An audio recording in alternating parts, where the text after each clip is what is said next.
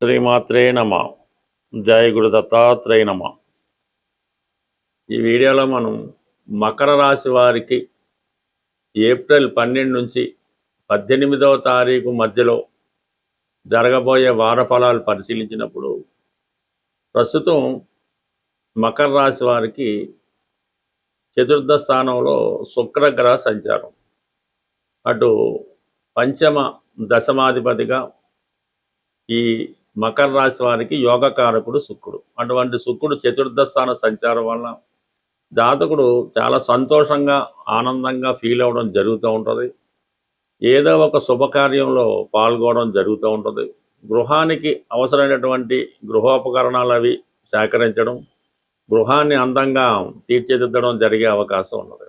అలాగే వృత్తిపరంగా గతంలో ఉన్నటువంటి చాలా చికాకులు తొలగిపోయి సౌకర్యవంతంగా ఉండడం జరుగుతూ ఉంటుంది. మొత్తం మీద ఈ మకర రాశి వారు ఏ సమస్యనైనా ధైర్యంగా ఎదుర్కొనే పోరాడే శక్తి ఉంటుంది. అటు ఎన్ని కుటుంబ సమస్యలున్నా, వృత్తిపరంగా ఎన్ని ఇబ్బందులున్నా, ఇప్పుడు ఉన్నటువంటి పరిస్థితుల్లో జాతకుడు శుక్రగ్రహ అనుగ్రహంతో సంపూర్ణంగా ప్రతి విషయంలోనూ తను సక్సెస్ సాధించడం జరుగుతుంది. అయితే అంత సునాయాసంగా ఏ సక్సెస్ పొందలేరు. నెమ్మదిగా శుక్రుడు ఈ వారం చివరలో తన స్వక్షేత్రానికి చేరడం ఈ రాశి వారికి మరింత బలాన్ని, మరింత అదృష్టాన్ని చేకూర్చే అవకాశం ఉంది.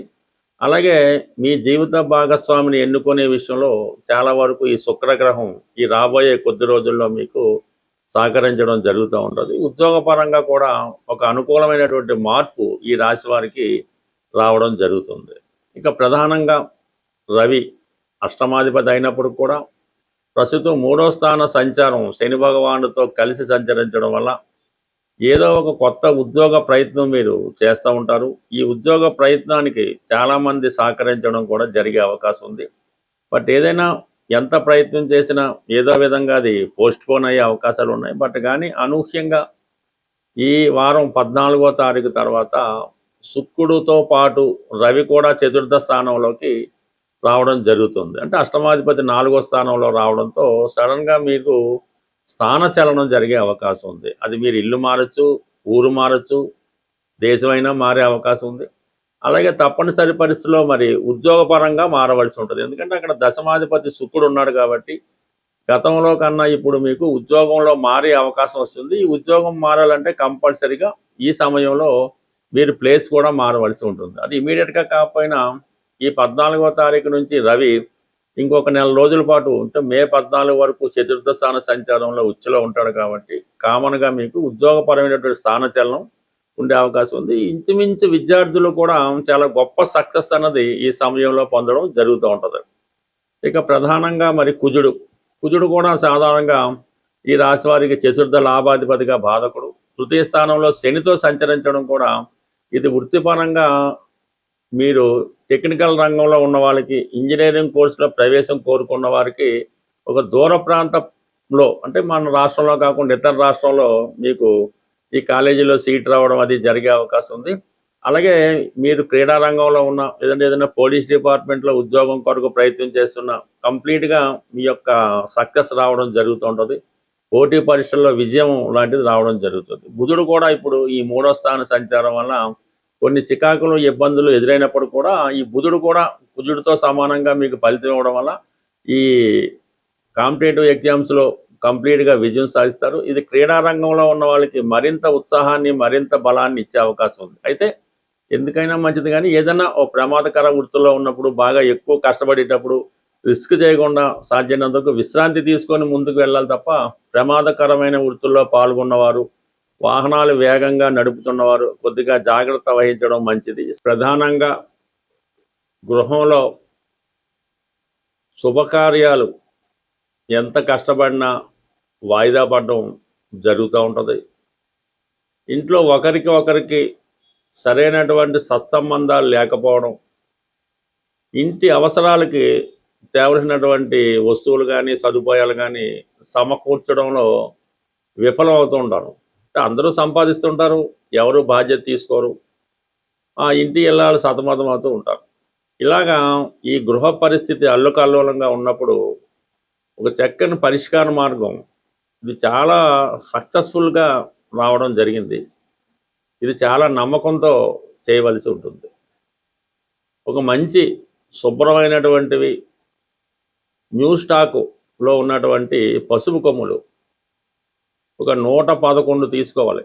పసుపు కొమ్ములు చిన్న సైజు లాంటి మీడియం సైజు తీసుకోవాలి. వాటితో శుక్రవారం రోజు లక్ష్మీ అమ్మవారికి అష్టోత్తరంతో పూజ చేయవలసి ఉంటుంది. ఈ పసుపు కొమ్ములు 108 నామాలతో అమ్మవారికి పూజ చేసి అమ్మవారి ముందు ఉంచాలి. తర్వాత అవి ఒక చక్కని గట్టి దారంలో ఆ దారాన్ని కూడా పసుపు రాసి పవిత్రమైనటువంటి మనసుతో ఈ పసుపు కొమ్ములు అనేవి ఒక మాలగా కట్టవలసి ఉంటుంది.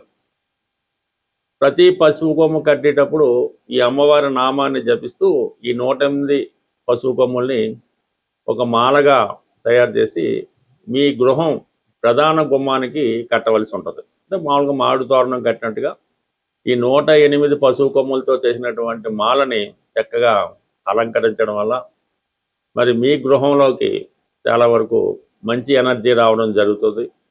చాలా వరకు ఆర్థిక సమస్యలు ఇమ్మీడియట్గా ఒక శుభకార్యం అన్నది మీ గృహంలో జరుగుతుంది. దానివల్ల మీ ఇంట్లో ఆటోమేటిక్గా జరుగుతూ ఉంటుంది. ఈవెన్ చాలా కాలంగా ఈ పెళ్ళిళ్ళు శుభకార్యాలు జరగని కుటుంబాల్లో కనీసం సంవత్సరంకి ఒకసారైనా ఈ సత్యనారాయణ స్వామి వ్రతము వరలక్ష్మి వ్రతం లాంటివి చేసి 10 మందికి పిలిచి ఏదో భోజనాలు పెట్టడం వల్ల ఆ ఇల్లు కలకలాడుతూ ఉంటుంది. బట్ ఈ విధంగా ఈ చిన్నపాటి పరిహారం పాటించండి. ఖచ్చితంగా మీకు ఇంట్లో చక్కని మార్పు రావడం జరుగుతూ ఉంటుంది. ఇక ప్రధానంగా సమస్య వివాహం. ఇప్పుడు అమ్మాయిలకి పెద్దగా వివాహ సమస్య అయితే లేదు. మరి ఈ మ్యారేజ్ సంబంధించినటువంటి మ్యారేజ్ బ్రోకర్స్ అవనివ్వండి, వీళ్ళంతా కూడా అమ్మాయిలకి ఫ్రీ రిజిస్ట్రేషన్ చేసుకుంటున్నారు. అబ్బాయిలు అయితే డబ్బులు కట్టవలసి వస్తుంది. మీ యొక్క అబ్బాయికి కానీ మీరు అబ్బాయిలు అయితే తొందరగా వివాహం జరగడానికి ఒక నమ్మకంతో చేసే పరిహారం. అంటే ఏదన్నా ఒక వారమో ఒకసారో చేస్తే సరిపోదు. ఎవరికి వారే స్వయంగా చేయవలసినటువంటి పరిహారం ఇది. ప్రధానంగా అబ్బాయిలు మంగళవారం రోజు ఆంజనేయ స్వామి వారి ఆలయంలో సాయంకాలం పూట జిలేబీ పంచిపెట్టవలసి ఉంటుంది అక్కడ ఉన్నటువంటి భక్తులకి. ఈ విధంగా కొన్ని వారాలు పంచిపెట్టడం వల్ల వివాహానికి అనుకూలత ఏర్పడుతూ ఉంటుంది. అలాగే వీరు ఈ స్ఫటికమాల ధరించవలసి ఉంటుంది. మెడలో స్ఫటికమాల ధరించడం వల్ల అబ్బాయిలకి తొందరగా వివాహం కుదురుతుంది. మీకు ఏదైనా చిన్న చిన్న బలహీనతలు ఉంటే వాటి నుంచి బయటపడడం జరుగుతూ ఉంటుంది. ఇక ప్రధానంగా గురువారం రోజు చక్కగా ఏదన్నా గోశాలు దర్శించి గోవుకి ప్రదక్షిణలు చేసి శనగలు గోవుకి పెట్టడం వల్ల, అంటే ఏదన్నా రెగ్యులర్గా కొన్ని వారాలు చేస్తుంటే ఖచ్చితంగా మీరు అనుకున్న కోరిక నెరవేరే అవకాశం ఉంటుంది. ఇవన్నీ కూడా చాలా కాలంగా పాత పరిహారాలు మళ్ళీ మర్చిపోయి ఇప్పుడిప్పుడే మళ్ళీ కొత్తగా అమల్లోకి రావడం జరుగుతూ ఉంటుంది. బట్ ఏదైనా అన్ని సమస్యలకి పరిష్కారం రెగ్యులర్గా మీరు హనుమాన్ చాలీసా పారాయణ చేయడం కానీ, సుందరకాండ పారాయణ చేయడం కానీ, రామాయణం ఈవెన్ టీవీలో కూడా ప్రతిరోజు రామాయణం వినడం వల్ల ప్రధానంగా నిరుద్యోగ సమస్య పరిష్కారం అవుతుంది. పిల్లల యొక్క అభివృద్ధి, వారి యొక్క సక్సెస్ మీరు చాలా వరకు చూడడం జరుగుతుంటుంది. ఏదైనా దైవాన్ని మించినటువంటిది అంటే ఇటువంటి రాముడు, సూర్యుడు ఇవన్నీ మనకి తొందరగా అనుగ్రహాన్ని ఇచ్చే దేవతలు. స్వస్తి.